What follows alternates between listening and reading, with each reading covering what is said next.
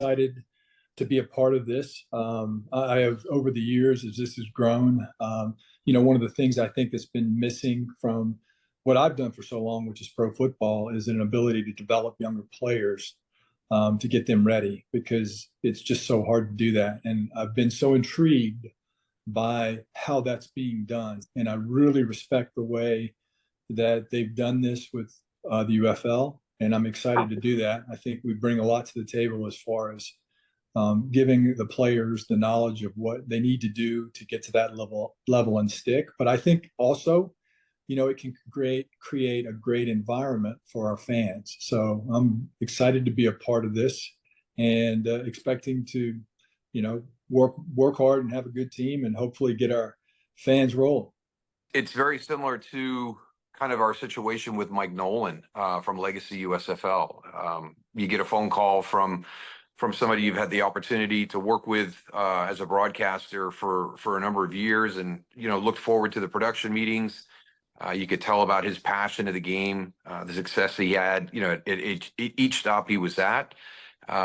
So when Ken called, I was very, very excited and hopeful that he was calling in regards to the Memphis opening. So when he let me know that it was something that he would love the opportunity to compete for and to be a part of the UFL moving forward, because everything he just said, there is.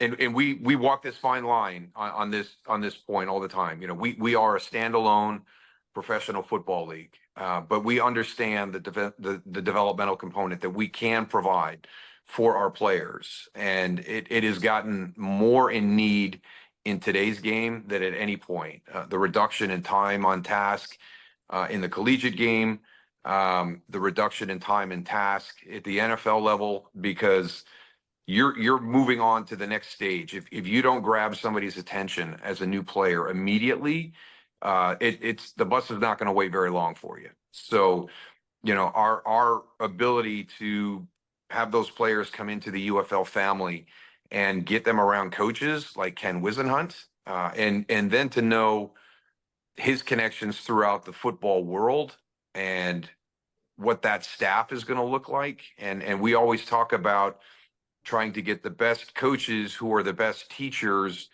that have the best contacts on our staffs in the UFL, because that's those little details, and you hear it from our guys all the time.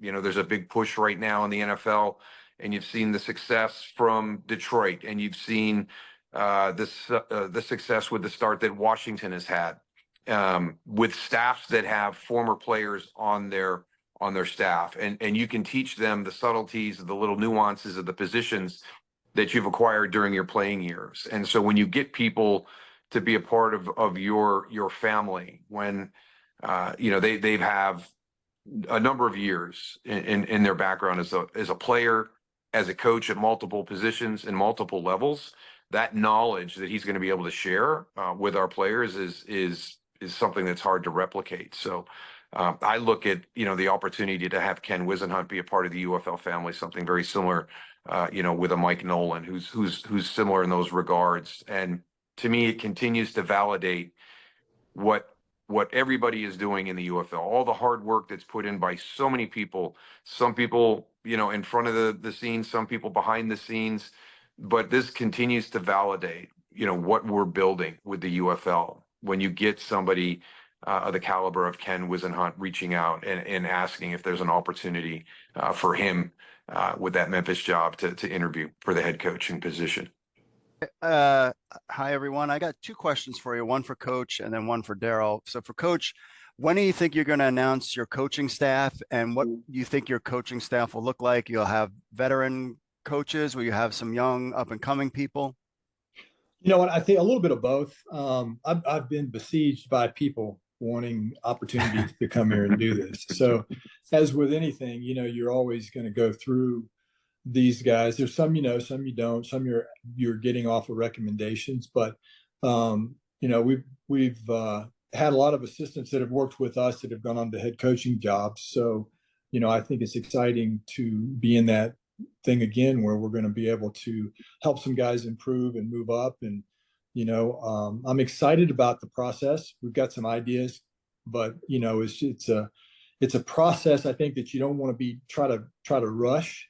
You want to try to make sure that you can get the best guys and the ones that can give the most. And some of it's going to be guys that maybe are in the league already or in positions to do that, and some of it may be some guys from former NFL guys, or even some guys from the NFL. I've had some guys that are on a current NFL team that have expressed interest. So some of that is, we're just going to have to see how it all works out, to be honest with you.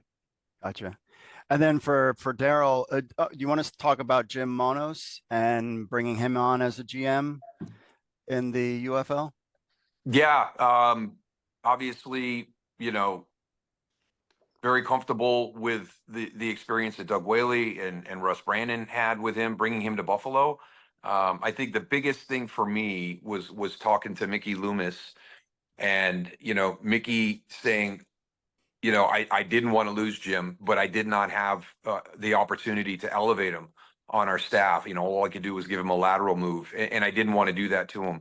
I wanted him to have this opportunity, but Mickey did not want to lose him. He felt he was one of the better evaluators on the staff at that time. I've talked to Doug Marrone, who was with him in New Orleans. Every coach I talked to had the same perspective on Jim Monos. So I think we're getting somebody who was probably one of the key people in the 2009 Super Bowl championship New Orleans Saints, kind of helped along that line. I think Jari Evans might be one of the guys that Jim was big on, that got to New Orleans. And you're talking about a guy that means he's very familiar with the small schools.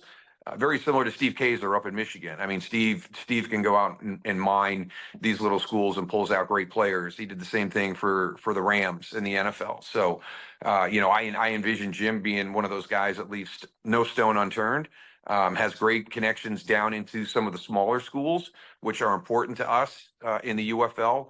I think it's fun to watch the different ways the general managers approach building their roster, and how much they incorporate the smaller schools with an athlete who's very unique at that level. And we wonder why sometimes they didn't get an opportunity to play at a higher level. So I'm really excited for Ken to have the opportunity to work with Jim. A lot of people in the personnel department already familiar with Jim and having had the opportunity to work with him.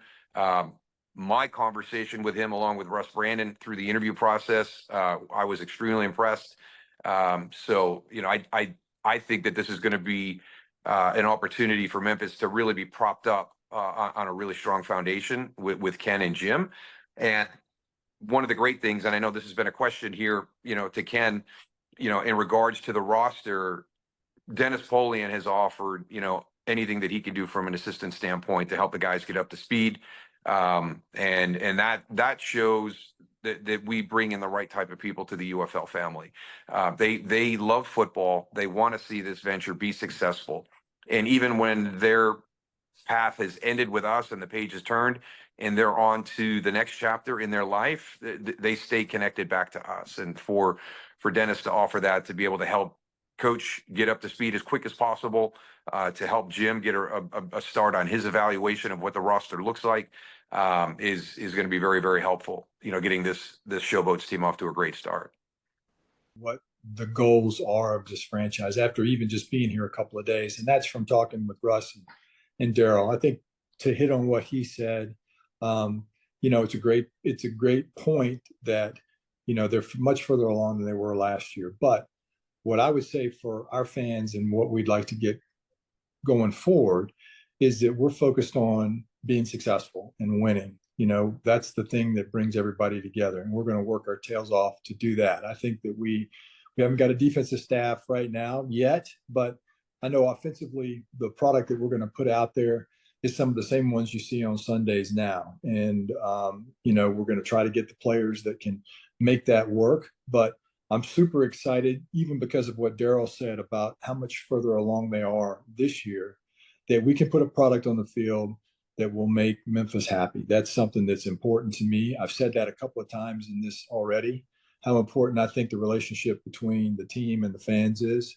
And it's something that is important to me, and that's going to be made known to our players. And, it's going to be something that we work hard. I mean, obviously, it's about winning, and that's what we want to do. But I think it's also a little bit about your team and your fans and how they bond together as well.